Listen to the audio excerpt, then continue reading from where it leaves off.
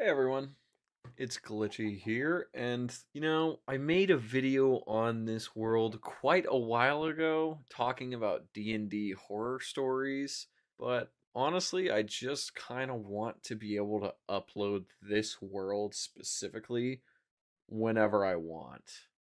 So I think whenever I have something that I just kind of want to talk about, especially when it's like not something too serious, you know, I think I'm just going to play Minecraft while I talk about it. So if you want to see more videos like this, please like and subscribe if you'd feel so kind. But I think today I'm going to talk about a campaign that I just ended that I would consider my first serious campaign that lasted for about 2 years, as well as any points and tips that I could give people that are aspiring DMs. So, last time we left off in this world, I had just gotten iron armor. It's pretty chill. It's pretty chill for the most part. We've got this village going on. I think there's a cave set up down here somewhere. But yeah, this cave down here, I'm going to try and explore this a bit more. Should probably put on my helmet. I'm going to grab a bit more wood before I go in there. I'm going to take some of this wood from this farm. It's not like the villagers are really using it. So my first serious campaign was a D&D 5th edition campaign for the most part. It's been about 4 or 5 days since the campaign ended. And honestly, it was a wild ride, to say the very least. I have never had such mixed feelings while playing a game the entire time. And this group like features a lot of my friends. It's got my girlfriend in it. And there were so many, I feel like there were so many hard times while we were playing, but it was such an experience. Just basically meeting with everybody once a week for about 2 years. Like there were a couple times where we went on breaks because like people couldn't make it or something like that. But for the most part, we met almost every single week. I'd say like out of the 52 weeks in a year, we met at least at least like 30 to 40 times. And having that schedule, having this certainty of basically having everything set in motion made everything so much easier and so much better, to be completely honest. We didn't have to worry about anything for the most part. Oh god. Oh god, there's a whole lot down here. Okay, now that that is sorted for the most part, also I want to turn up my brightness. Being able to meet every single week, like, I'd say as a DM, it made it so much easier to be able to visualize the story of a campaign when you know for a fact that you're going to be playing in about a week or so, and you have time, like, you have the mental fortitude to actually come up with the story for that week and come up with, I mean, like a huge part of my game was really the consequences of my players' actions, which the party in my game was so unbelievably chaotic. And that's part of what makes D&D so fun. Not being able to understand the exact situations that you're going to present to them and seeing exactly how that they are going to tackle it are the best parts of D&D. And every single time they had some crazy idea that I could never think of, it almost always put a smile on my face unless it was one of those things where I was like, that isn't the intention, because quite literally, like, there are other reasons in the story why that doesn't work. It breaks my heart whenever to tell players blatantly no, for the most part. Like, unless it's something really, really, like, stupid. Like, you know that saying, there are no such things as stupid questions? Okay, that baby just hit me through my shield. There are definitely such things as stupid actions in D&D. I'll tell you that much. I'll tell you that much.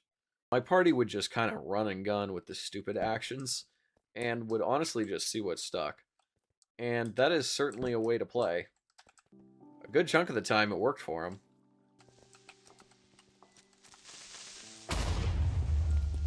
Thank God. Jesus. Getting to watch a party make all those stupid decisions is fucking awesome.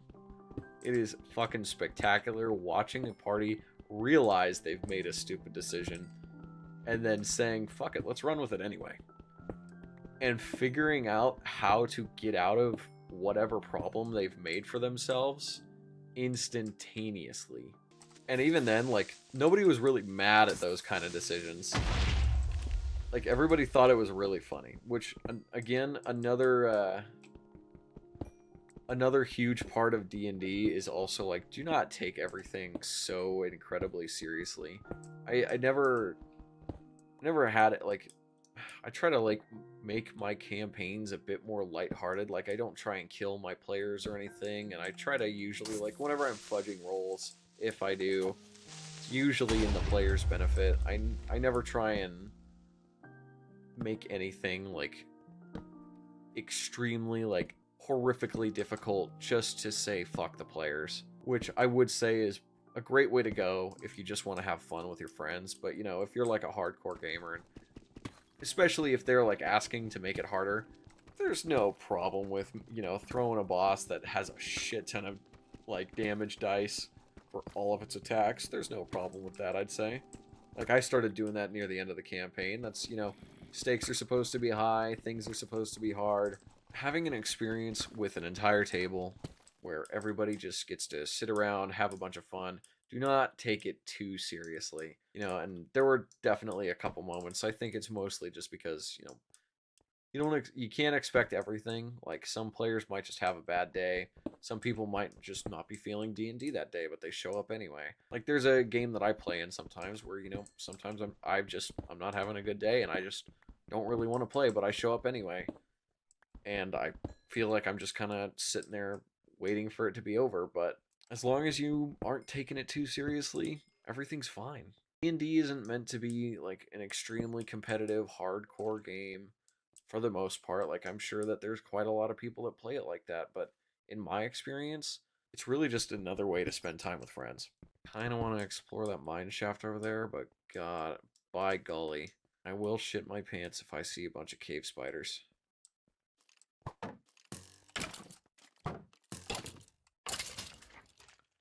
Block this off so then, you know, things don't get too bad.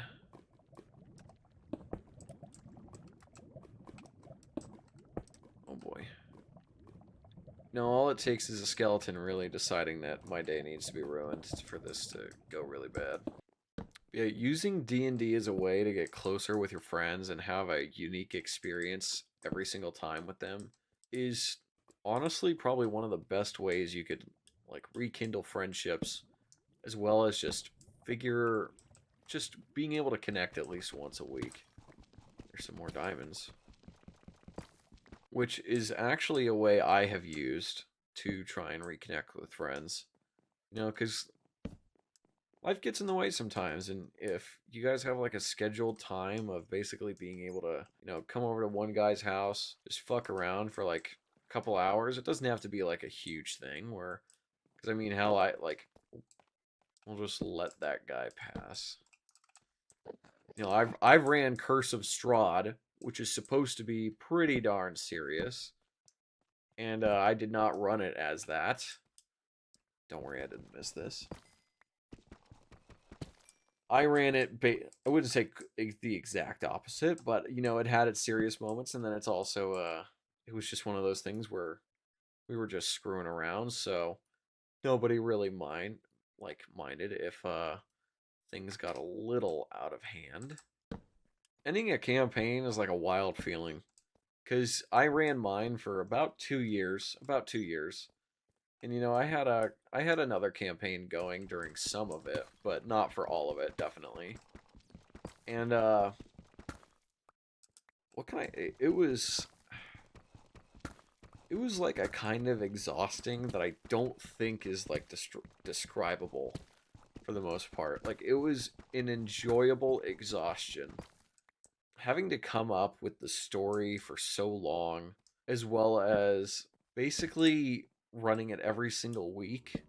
Like, as much as I liked running it every single week, it was also just kind of crazy how much was going on in our story that I had to react to, that I hadn't thought that they might do.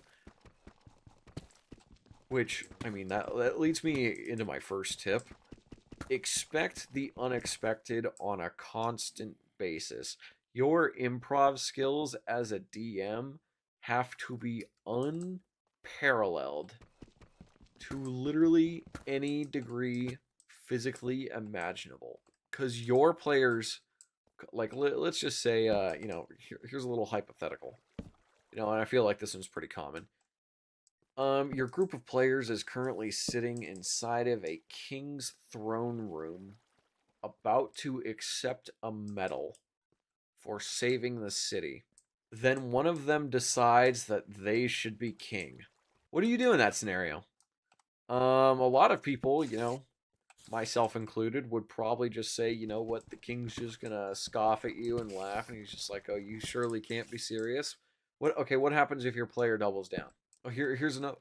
Oh boy, God, I think there's a cave spider spawn. I think there's okay, I feel like those faces on the map are a bad omen, and I'm gonna go the other way. There's some more diamonds. Good lord, I'm finding a lot of fucking diamonds. There's more. My greed will kill me, I'm telling you that right now. There better not be a foreshadowing subtitle on the screen. I swear to God, there better not be. But yeah, improv in D&D, especially as a DM, is extremely important because you are the one that is controlling the world and controlling everything's... Get me out of here. You are not the characters in your world. You are the world itself when you are the DM.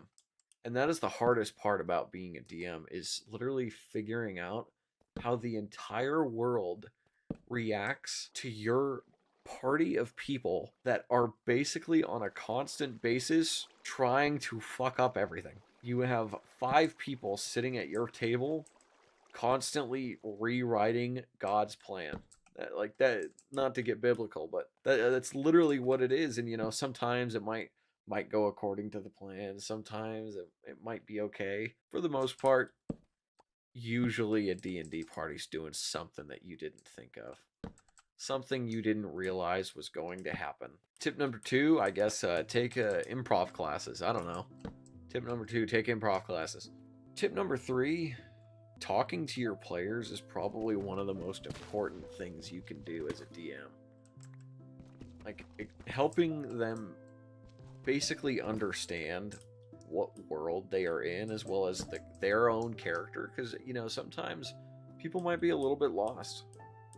I know sometimes with my characters in campaigns, I've been a little like, I don't really know where to go from here, or I don't really know what to do. And with another friend of mine that's a DM, like, especially when I've played in his games, I've just been like, I'm not gonna lie, like, I have some very basic ideas, but I don't really know what to do, like, on a complicated basis. And it's kind of funny because, like, I could come up with a whole world, I could come up with a whole story, I can come up with a whole line of events for people to basically follow or fuck up. But coming up with a character by itself, as well as motivations and backstory and everything, I don't know why, it just feels so insurmountable to me. I feel so, like, awkward. It's like, how are you able to DM when you can't even come up with, like, your own character story? And I don't know, I feel like it's so much easier to come up with a world than to come up with deep motivations for one person. Thoughts and feelings of one person. Deciding how one man should be in a world that he knows nothing about. I think that's what's so easy. It's like, you know everything about the world, but you know nothing about who you are as a character, as well as the world that they're inhabiting. That's the real difficult part about being, like, a player. And that's why it's so valuable for a DM to just come along and tell them, it's like, hey, maybe give them some pointers, maybe talk to them a little bit about what they think their character might want to be. Try and give them some motivations, try and give them some ideas that tie into the rest of the game, that eventually they're going to find out that they're a lot more important than they believe that they were when they first started playing. And I think that makes a player feel better. when they think about like their character that, you know, even if they came up with on a whim.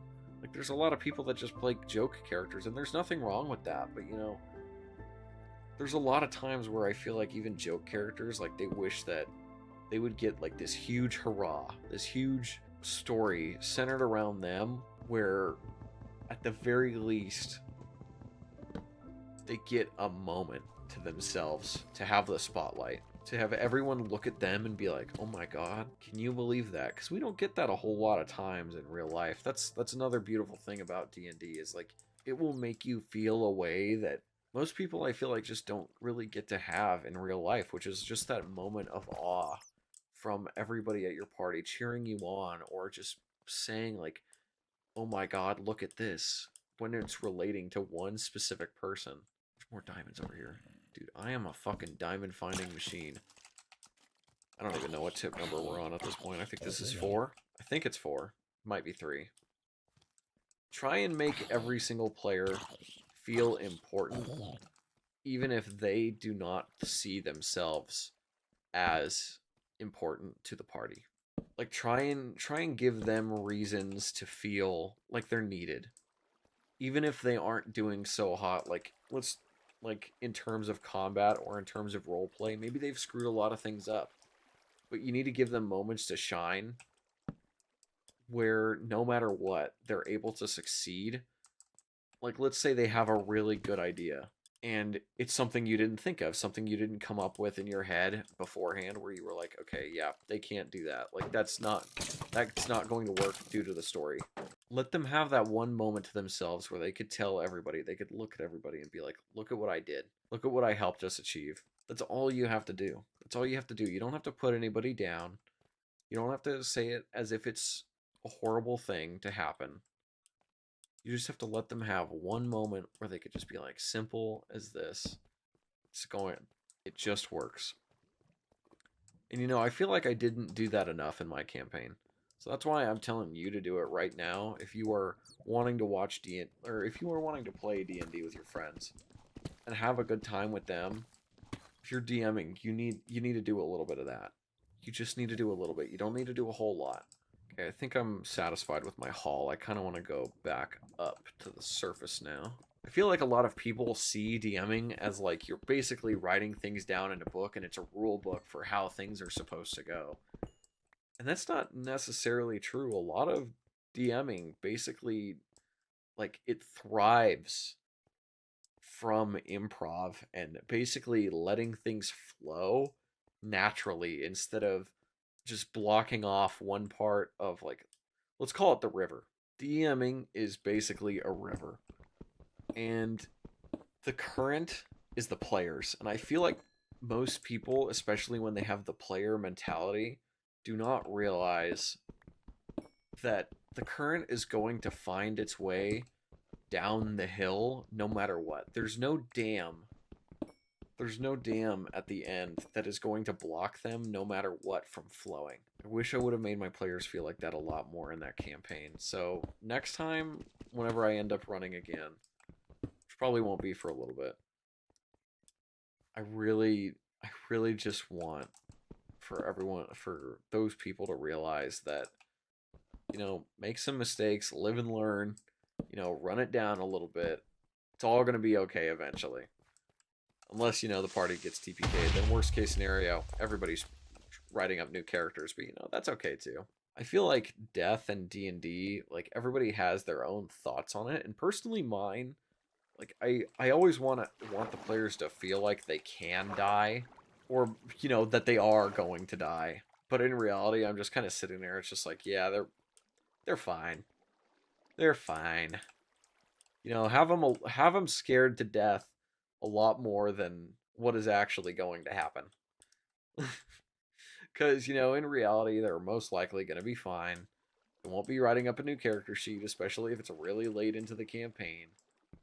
You know, DM probably wants to see all these characters succeed too, at least in my case. I know for a fact I did. I didn't want to see any new party members come up, and I didn't really want to see anybody die. I didn't want to see that reaction to their character where it's literally they're just sitting there and it's like this character that I've spent 2 years with is just gone. And, you know, a lot of people, like, especially when you're experienced with playing D&D, like, you know, you might have a more positive reaction where it's like, you know, it's okay, I'll just make another character. But, you know, a lot of the people at my table, that was their first time, like, being in a long-term campaign, and I didn't really want to see anybody just full-blown fail. I didn't want to see anybody fall flat on their face and just disappear and have that character be nothing, because a lot of their characters did a lot of important things. It's like, and, you know, there's definitely a part of that where it's just, well, you could talk about, like, the actions of their character as well as, like, the impact that they had, but, you know, that's not as impactful as their characters continuing to make impact. Also, I kind of have a vision for a house here, specifically in this area, but I don't really know what I would build here. It's just going to be like a little temporary base. Coming up with rules for NPCs as well as your world is very important. And coming up with, like, let's say a villain's plans, like, or an antagonist. They don't necessarily have to be a villain.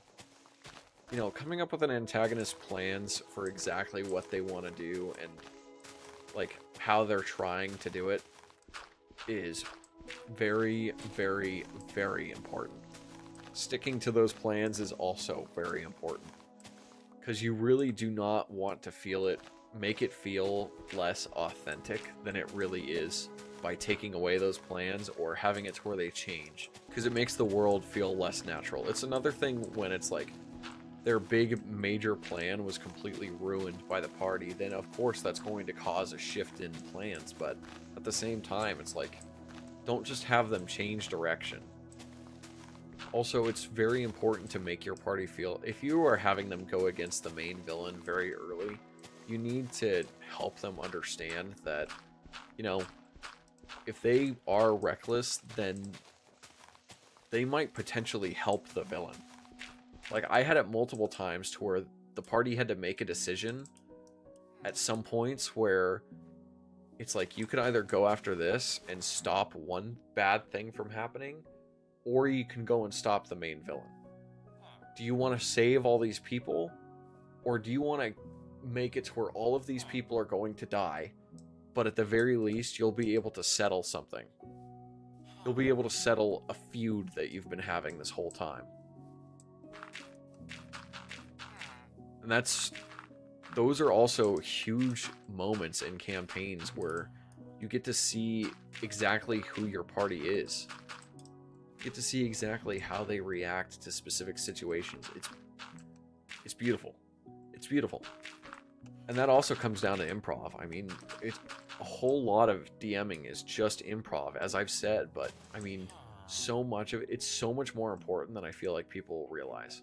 DMing will make you so much better at improving, because coming up with these things on, like, especially on the fly, where you come up, like, I don't know how many times I came up with plans where it's like, oh my god, that's perfect, right on the spot, and I was like, okay, we're gonna do this right now. We're doing this right here, right now. We're gonna see how they feel about it. And, you know, not all of them were like great successes. You know, some of them got some groans. But that's just kind of part of the process. I mean, players are going to make you groan the same exact way that they might groan at some of your plans. But I don't know, there's so many different things I love about D&D, like just the way that it plays. I wouldn't even say it's D&D in general. It's more specifically tabletop RPGs just make you feel a certain way about everything. They can make some of the best moments, some of your greatest memories. You know, I'll probably remember this campaign for like the rest of my life. I'll never look back on it and be like, wow, that sucked. You know, maybe there's some moments that do suck. Who truly and utterly cares? Because it's just a game. It's just a game. And, you know, I'm still able to look at D&D where I'm literally sitting with people. They are desperately wanting to fuck me over at every single point. It doesn't really matter. Not to me, at least. The biggest feuds at a D&D table will always come from a player with other players. Or NPCs. Which is technically still the DM. Which is really funny. Most of those kind of interactions are really goddamn funny. Where it is actually, like, I had one character, one of the players had a little summon. He was an artificer. That he had this little shitter, this little bastard.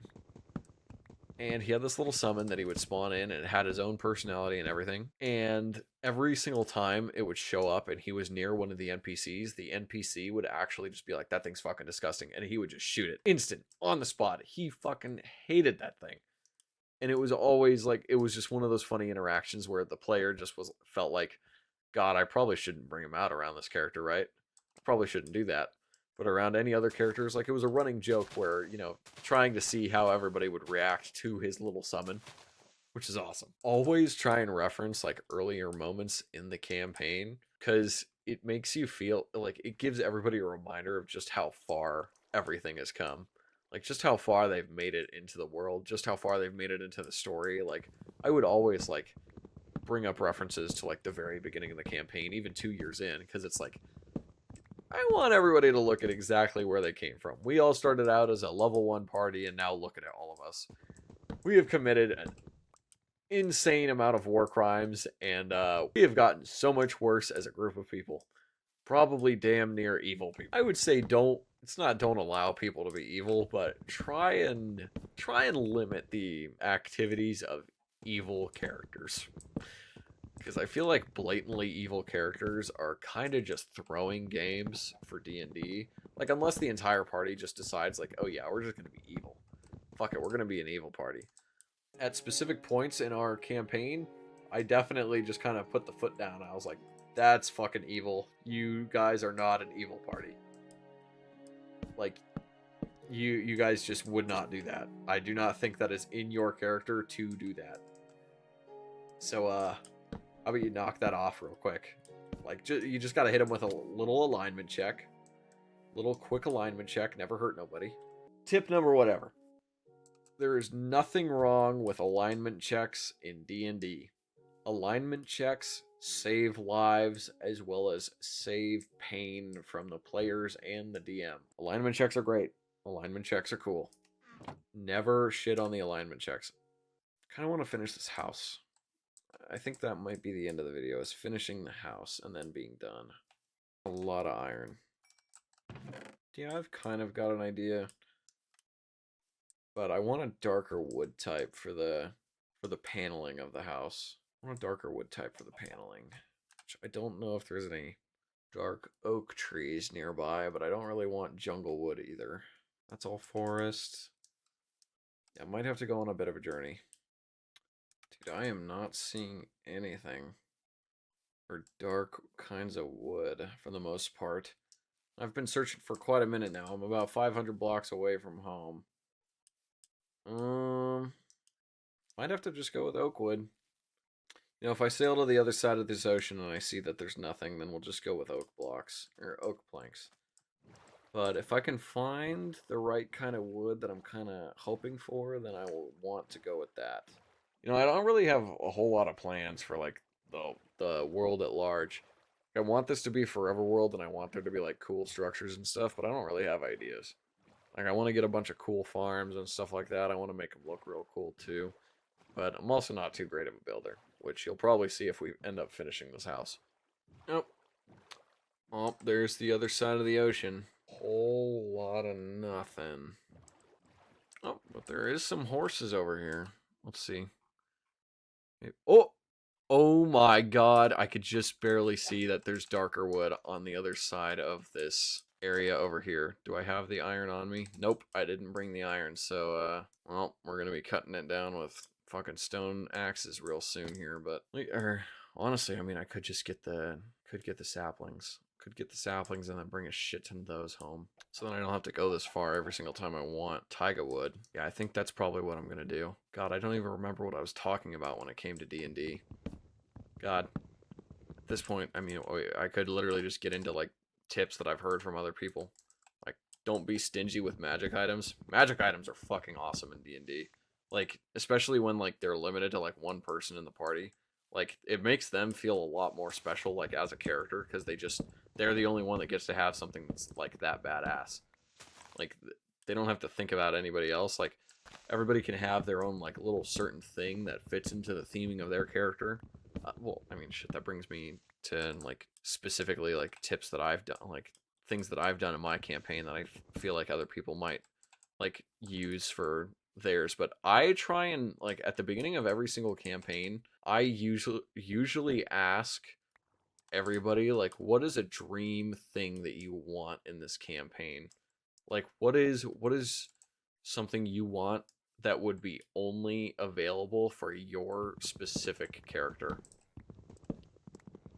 And like, usually it's like something small, but I've had it like quite a few times where there's like some item where it's like some specific kind of weapon. Like in this last campaign, we had a player near the very beginning. It was they wanted a hammer that could grow and shrink in size. And I was like, yeah, I could make that work. I could definitely make that work. So what I did was I locked the item behind a boss fight, or I had it to where the boss was using that specific item.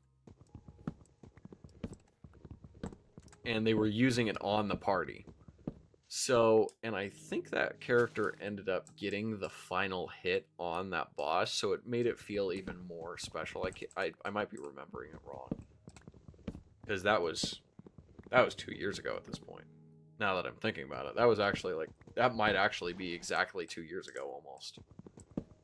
They looked pretty damn happy when they got their hands on that weapon. And nothing beats that. Nothing beats seeing happy players.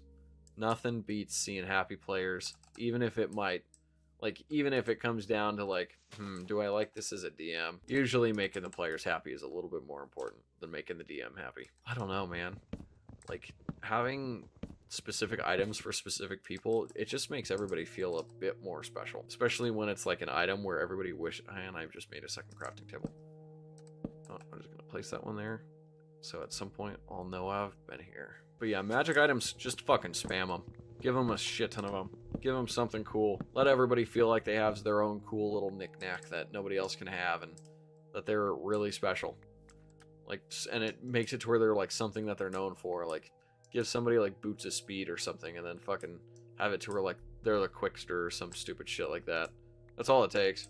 That's all it takes to make somebody feel a little bit more special. Because you don't want to make it to where like the magic items are so overpowered or so annoying that they just kind of ruin the balance of your game. Because I definitely had an issue with that at a couple points. You also don't want to make it feel like it's just boring. Like, you don't want to give all the enemies the cool shit and then never let the party have anything cool. Also, I know that I said that this video would end when I finish this house, but I think I'm going to leave that for next time. Who knows, we might talk about stories next time. Might just talk about random bullshit. Might talk about the games industry. Might talk about AI. I don't fucking know. We'll see what I want to talk about next time. But honestly, that's all of my D&D stuff that I really wanted to talk about. I really just wanted to like talk about how I felt about my campaign. I want to talk about DMing in general. I want to talk about player experience. Really just wanted to talk about a whole lot of that stuff. So, I know you can already see me in the corner there, but so you can also see my model. I hope you guys enjoyed this video. And if you liked this video and you felt so kind, please leave a like and a comment about what you liked about the video, about what you like about D&D, or what you want to do in D&D. And if you felt even kinder, please subscribe. It really helps out the channel and it really makes me feel happy. So, I will see you guys in the next video. This is Glitchy, signing off. I'll see you when I see you.